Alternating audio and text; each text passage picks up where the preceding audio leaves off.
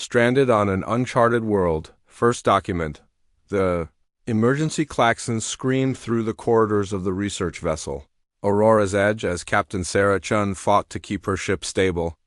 Sparks flew from overloaded consoles while her crew scrambled to contain the cascade failures rippling through their systems.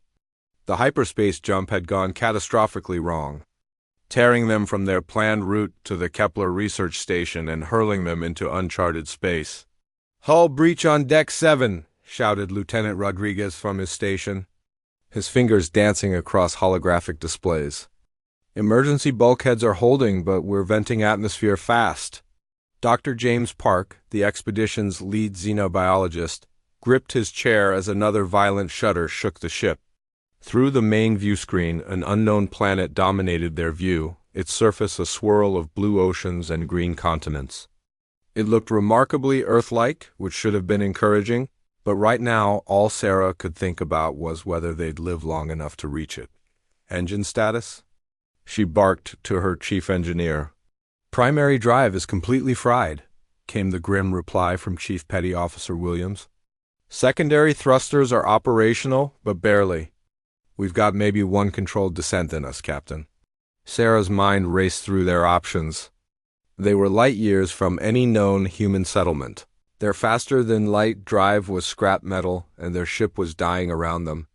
The planet below represented their only chance of survival.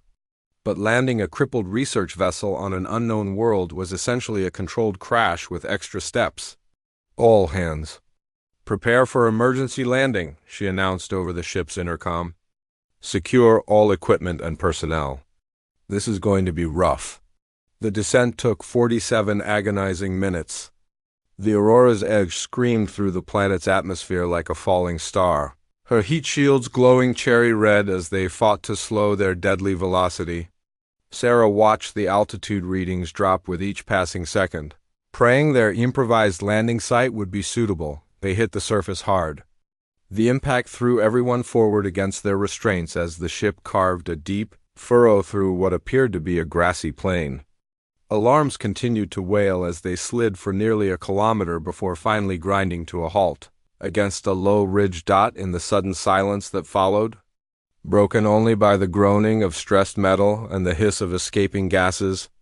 Sarah slowly unbuckled herself from her command chair. Around the bridge, her crew was doing the same, checking themselves and each other for injuries. "Sound off," she ordered. "Everyone okay?" One by one, her 12-person crew reported in. Miraculously, nobody had been seriously hurt, though they were all sporting bruises and minor cuts from the violent landing. The ship, however, was another story entirely. The damage assessment took most of the first day. The Aurora's edge would never fly again. Her engines were completely destroyed, her hull was cracked in multiple places, and most of their advanced systems had been damaged beyond repair. They had emergency power, basic life support, and their scientific equipment was mostly intact. But they were stranded. Dr. Park was the first to venture outside, accompanied by Chief Williams and 2 security personnel. The planet's atmosphere was breathable, with slightly higher oxygen content than Earth normal. The gravity was about 90% of Earth standard, making movement easy and comfortable. What they found outside was breathtaking. The grassy plains stretched to the horizon in most directions, broken by clusters of trees that resembled Earth's oaks but with silvery leaves that chimed softly in the breeze. In the distance, mountain ranges rose like sleeping giants, their peaks shrouded in clouds. The sky was a brilliant azure, with 2 small moons visible even in the daylight, but it was the structures they could see in the distance that made Dr. Park's heart race with excitement and fear. Scattered across the landscape were what could only be settlements. Clusters of buildings rose from the plains, too organized to be natural formations, but unlike anything in human architecture. Spires twisted skyward in impossible spirals, connected by bridges that seemed to float without visible support. Even from kilometers away, it was clear they were looking at the work of an intelligent species. "We're not alone," Park whispered into his communicator. "Captain, there's definitely intelligent life here. And they're builders." Sarah felt a chill run down her spine. First contact protocols existed, of course, but they all assumed human ships would encounter alien civilizations from a position of strength, with functional vessels and the ability to leave if things went wrong. They were in the exact opposite situation, vulnerable, stranded, and completely dependent on the goodwill of whatever species called this world home. The debate about whether to make contact dominated their first week on the planet. Some crew members argued they should remain hidden, living off their emergency supplies until they could somehow repair their ship or signal for rescue. Others pointed out that their supplies would run out long before either option became viable. Dr. Park spent his time studying the distant settlements through the ship's telescopic equipment. What he saw both amazed and puzzled him. The alien structures seemed to shift and change from day to day. New buildings appeared overnight, while others seemed to dissolve back into the landscape. It was as if the entire civilization was in constant flux, rebuilding itself according to some pattern he couldn't understand. The aliens themselves remained a mystery. The settlements were clearly active. He could see movement and what looked like vehicles or creatures moving between buildings, but at this distance, it was impossible to make out details of their appearance or behavior. It was Engineer Williams who forced their hand. On their 7th day, while attempting to salvage usable materials from the ship's wreckage, he discovered that their water recycling system had suffered more damage than initially thought. They had perhaps 2 weeks of drinking water remaining, even with strict rationing. "We have to make contact," Sarah announced to her gathered crew that evening. "I know it's dangerous, but we don't have a choice. We need water, food, and possibly shelter. Our survival depends on whether these aliens are willing to help us." Dr. Park volunteered to lead the first contact team, along with Communications Officer Lieutenant Davis and Security Chief Koreans. They would approach the nearest settlement carrying universal symbols of peace and samples of human technology as gifts. If the aliens proved hostile, the rest of the crew would have time to prepare defenses or attempt to hide as they prepared for what might be the most important mission in human history. None of them could have imagined what they would discover about their alien hosts. The structures in the distance weren't just buildings, they were something far more extraordinary. Something that would challenge everything humans thought they knew about intelligence, society, and the very nature of civilization itself. The morning of first contact dawned clear and bright. Park adjusted the straps of his pack, heavy with carefully selected gifts and recording equipment, while Davis checked their translation software one final time. The universal mathematical and scientific concepts they'd programmed might be enough to establish basic communication. Assuming the aliens thought in ways humans could understand, Koreans was less optimistic. His hand rested on the non-lethal stunning weapon at his side, precaution that he hoped would prove unnecessary but couldn't ignore. "Remember," he said quietly, "if this goes wrong, we run. No heroics, no last stands. We get back to the ship and warn the others." The 3-hour trek across the plains gave them time to observe their destination more closely. What they had taken for a single large settlement resolved into something far more complex as they approached. The structures weren't just connected, they were integrated, flowing into each other like a living organism. Buildings merged and separated in organic curves, and the spiral towers they had seen from afar were only part of a vast three-dimensional web of architecture that seemed to extend both above and below ground. More puzzling still, they began to see clear signs that the settlement was changing as they watched. A bridge that spanned a small valley simply wasn't there when they stopped for a rest break, though it had been clearly visible an hour earlier. New spires had emerged from what had been smooth domes, growing upward like time-lapse footage of sprouting plants.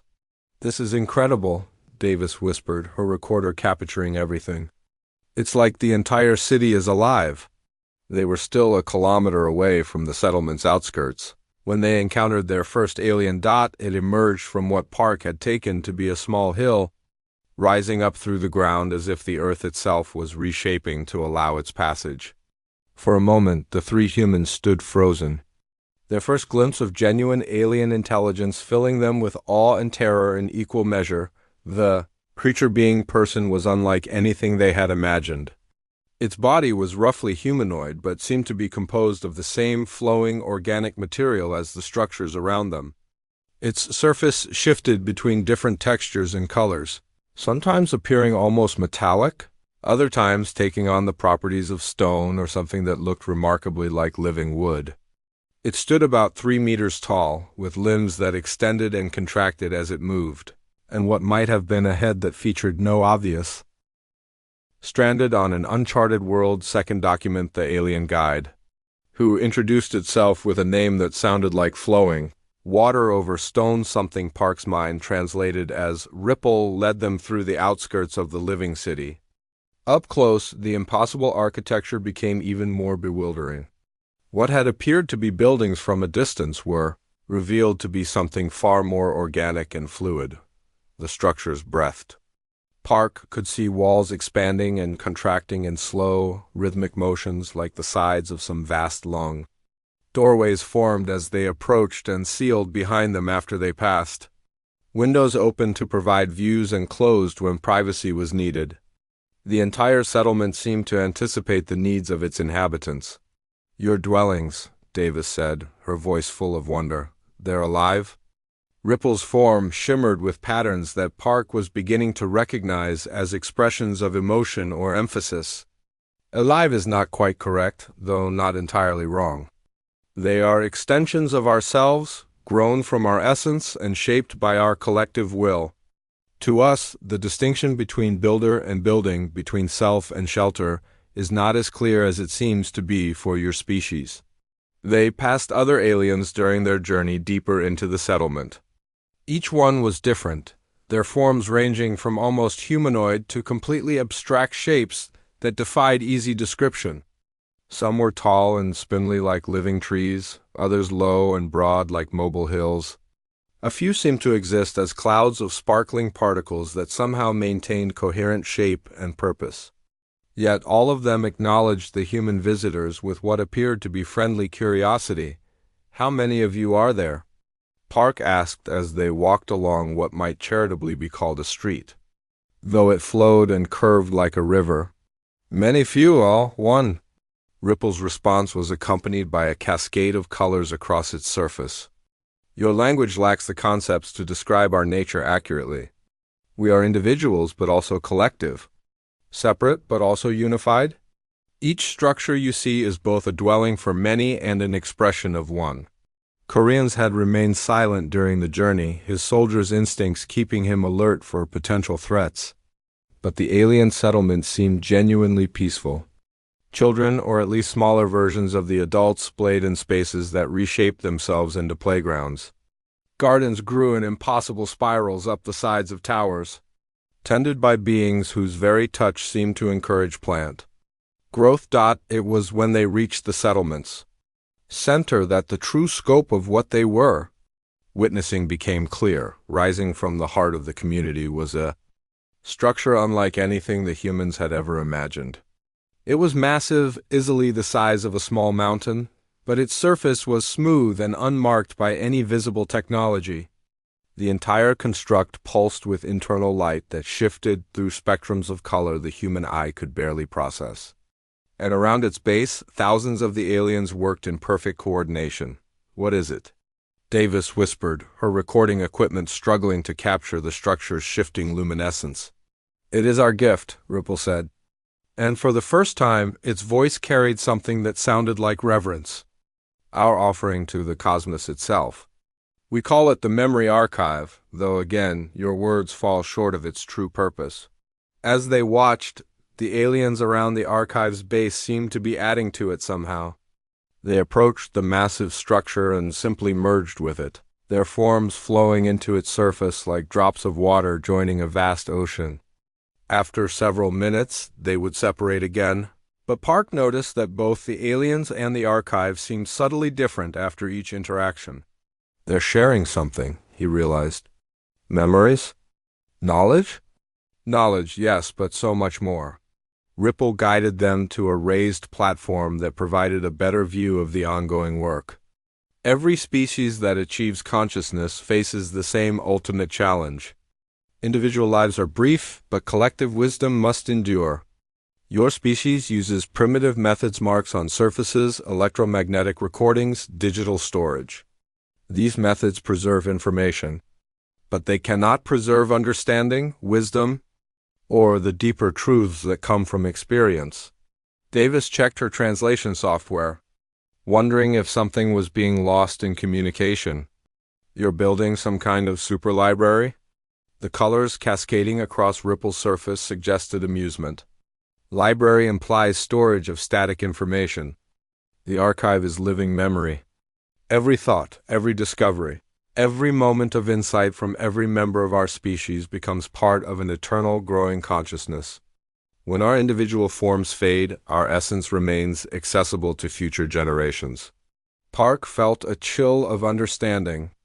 You're trying to achieve immortality, not for individuals, but for your entire civilization. Immortality is too small a word, Ripple replied. We seek to preserve not just existence, but growth. The archive learns, evolves, and creates new understanding from the synthesis of all who contribute to it. In a sense, we are building a god not to worship, but to become. The implications hit the three humans like a physical blow. This wasn't just an alien settlement they had stumbled into. They were witnessing the birth of something that could transcend normal biological limitations. A form of collective consciousness that could potentially exist for millions of years. Koreans was the first to voice what they were all thinking.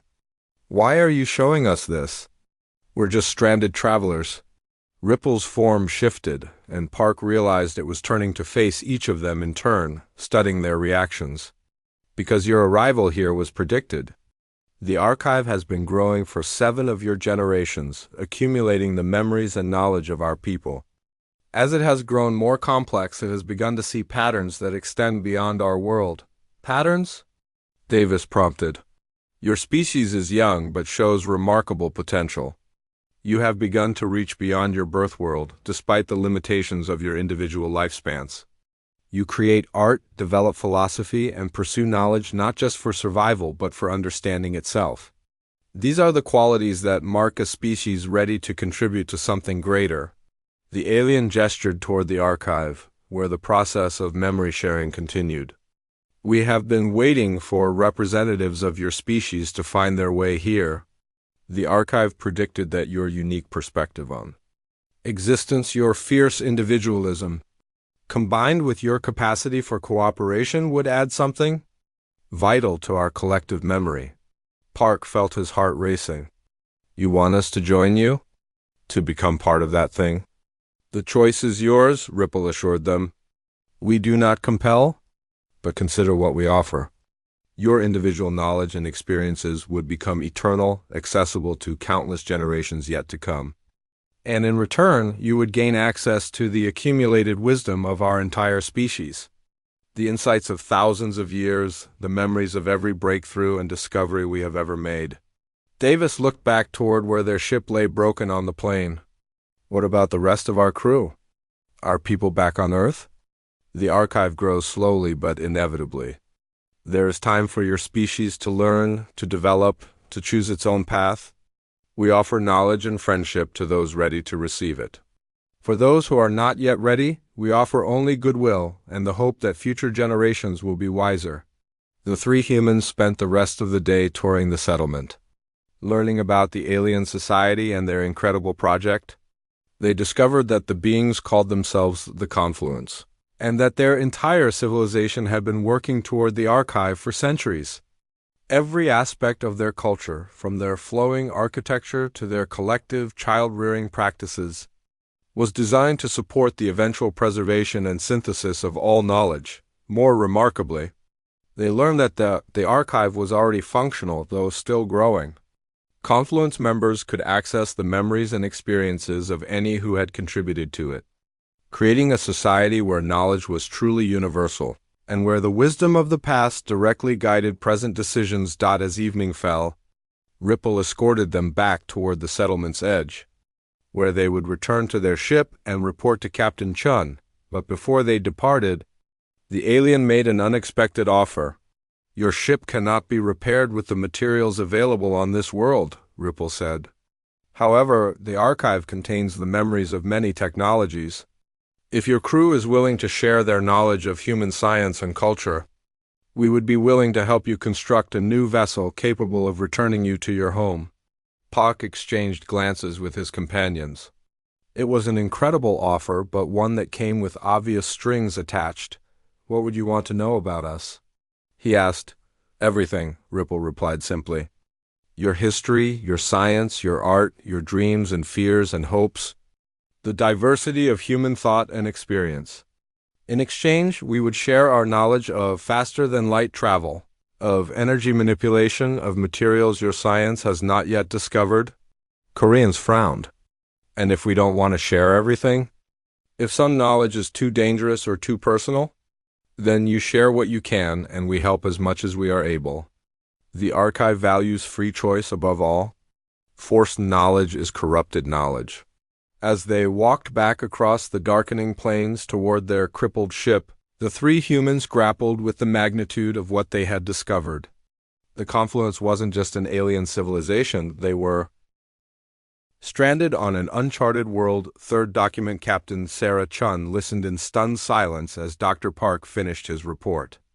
Around the ship's makeshift conference area, the rest of the crew sat equally speechless, trying to process the implications of what they had learned. The emergency lighting cast long shadows on their faces, making everyone look older and more worn than they had just hours before. "Let me make sure I understand this correctly," Chun finally said, her voice carefully controlled. "These aliens have built some kind of collective consciousness archive that preserves the memories and knowledge of their entire species. They claim to have predicted our arrival, and they're offering to help us build a new ship in exchange for access to human knowledge and culture." "That's the simplified version, yes," Park confirmed.